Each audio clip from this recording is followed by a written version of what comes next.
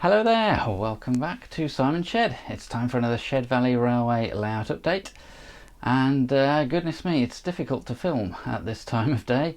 It's pitch black outside. I normally film these introduction bits in the daylight on a weekend, but trying to get this video out, so just thought I'd pop into the shed and finish it off. But yeah, it's either my face is completely in shadow, you can't see me at all, or it's glowing white if I stand in the wrong place, but hopefully that's okay. So after a recent poll on Twitter that I did, it seems most of you, sort of 70-30 at the moment, would prefer shorter and more frequent layout updates. So with that in mind, I'm going to try and keep this one short and get it out there sooner. So yes, coming up: point motors, elephants, diesel depot, and turntable. So hope you're all well, and yes, let's take a look at what I've been up to. I am fitting the point motors, and it was going quite well, and then hit a small disaster, but I think I've sorted it. So this one went in fine, this one went in fine, and then this one was a little bit fiddly. I had to widen the hole underneath, and then it kind of got progressively worse when I did this one. This rail, you'll have to tell me what it's called in the comments. I think it might be the check rail. Just popped out, so it's literally attached to the bar here. So that popped out, and I thought, great, point's broken, I'm going to have to rip out the point. So I left that one and moved on to this one, and both check rails popped out of this one. However, with a little bit of glue and a lot of help from this, which is the sort of third hand tool with the magnifying glass. The magnifying glass enabled me to see just enough to sort of slot the rail back in, and with a dab of glue on the bottom, which I'm not going to touch any more than that because it's still drying, it seems to be okay. So I'm now putting the points back down, working my way along, reconnecting them. So fingers crossed I won't have to rip everything up and buy new points. I'll carry on and let you know, but yeah, this is my new favourite tool. Let's just have a quick look over at the safari park scene, because I've got an update on the elephant situation. I've been looking for the elephants the same sort of brand as these giraffes. Possibly Knock, I'm not sure, I can't remember which ones they were, but a few people pointed out in the comments places that were listing them, but unfortunately they didn't actually have any in stock. And then somebody suggested this, it's actually like a tabletop wargaming site, Magister Militum, and they had elephants in a sort of wargaming scale. Now when these arrived, I thought they looked huge.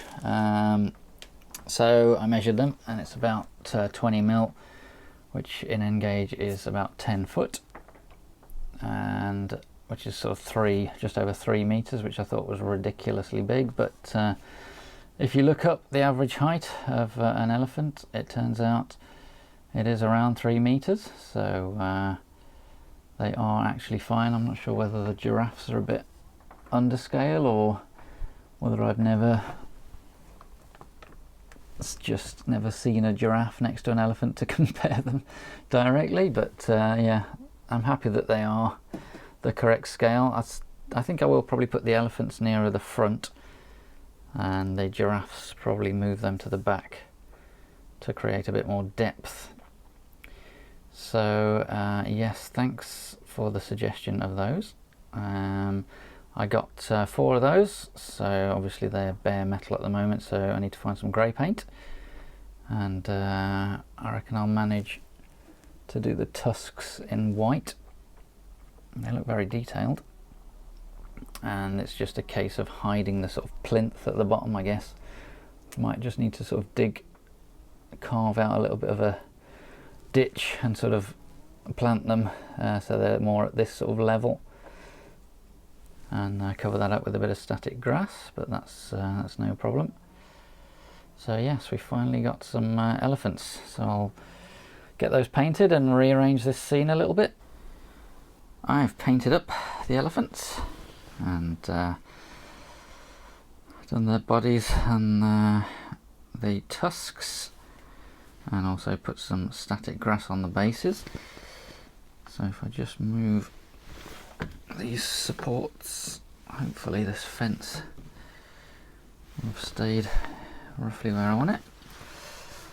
So we've separated off the elephants now from the giraffes, and a bit of a rearrange, and I've sort of sunk the elephants down a bit so they're sort of level with the rest of the static grass. Just sort of carved out a bit of the plaster to sit them in nicely, and I'm really pleased with how they've turned out. So that's a nice little addition to the safari park scene. And I think we're done. So we now have a nice row of point motors installed. We don't have one here. I'm leaving that for now in case I do a full video on the Cobalt digital IP. I can use this one to demonstrate how to fit them, but we've now got point motors there. That one was already done. We got one there, and up there, and there. And the other thing to say is I've not done this one because there's a huge, don't know if you can see it through there, supporting block of wood. So that would involve dismantling that or sawing through it, removing it to fit the point motor underneath. Now you have to excuse the noise of the heater if that's coming through, it's a bit chilly in here. These are the main lines, and we've got this going off into a siding. This is by Kidderminster mainline station. This one's motorised, and it's that one that's not. All the track's live, so I can use that track if I want to. I'll just have to manually switch the point, and in reality I don't think that's ever used. It's sort of behind the platform at Kidderminster, so I'm not, well, I've never seen it used myself, but as I say, I can use it if I want to, but I'm not going to start dismantling the whole layout just to get that. For the amount of times I'll actually use that, it's not worth motorising it. So yeah, the rest are done. Going to leave that one for a video. And yeah, that's a big job out of the way. So you can see all of these points now are open, so they're coming down this way. And I've been messing about with, this is the new Z21 app, which I've not really used very much. They seem to have got rid of the idea of the background picture. You used to have like a background picture of your layout and you overlaid the points on it, but you can now zoom in and out, and I've only done it here. You can actually add sort of track in, so I think the idea is you just draw your layout on rather than take a picture of it, but I've really not had much time with the new Z21 app, so I probably need to get to grips with that and maybe do a video on that as well. But so these are all the fiddle yard points. Obviously the last one does nothing, as I said, but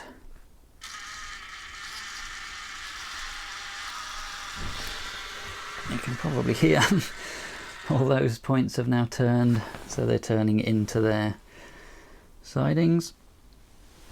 And yeah, I'm glad that's done.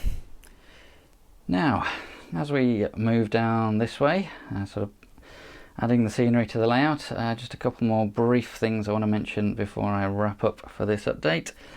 The first one, this is going to be quite an interesting bit, is the turntable.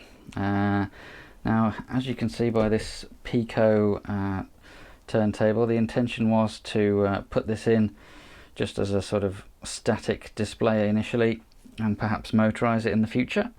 But a little while ago, probably about 12 months now in fact, somebody mentioned that this Bachmann motorised turntable was on sale.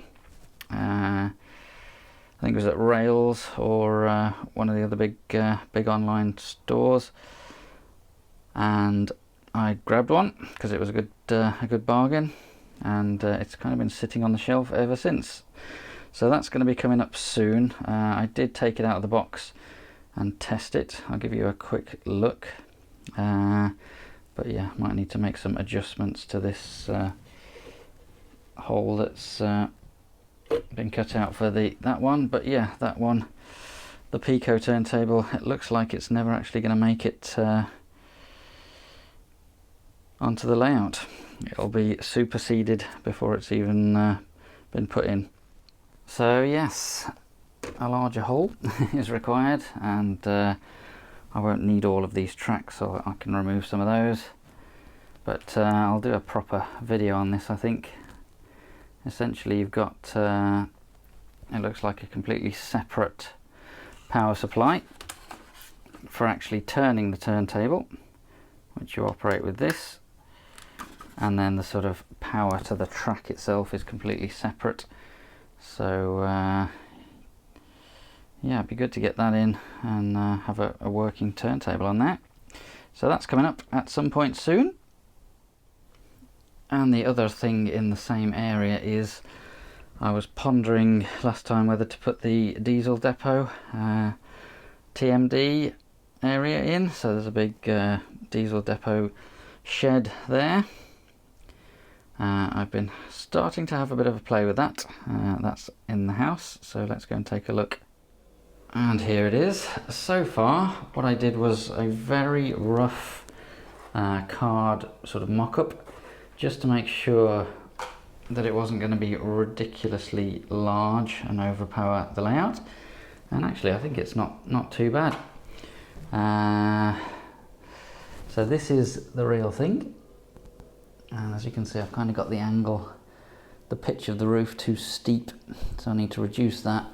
And also I think this needs to be taller. But apart from that, I think the size is okay. So that's what I'm going with for the final one, I think. The final sort of design, so I'll carry on with that. And I will wrap it in. I found a sort of green corrugated metal colour, obviously trying to replicate this, and I've just been sort of expanding that, and it was a sort of tiny little section, so I've had to sort of put multiple blocks and sort of stick them together. But if we zoom in, you can see it's quite a nice corrugated effect. It looks a bit greener on the camera than it does to my eye. So yeah, the colour might not be coming out quite right on the camera, but I'll print that out in some sheets and obviously wrap it around the real version of the model and see what that looks like. So I'll carry on with that, but for now I think we'll leave the video there. Please subscribe and hit the like button, and thanks very much for watching. See you soon.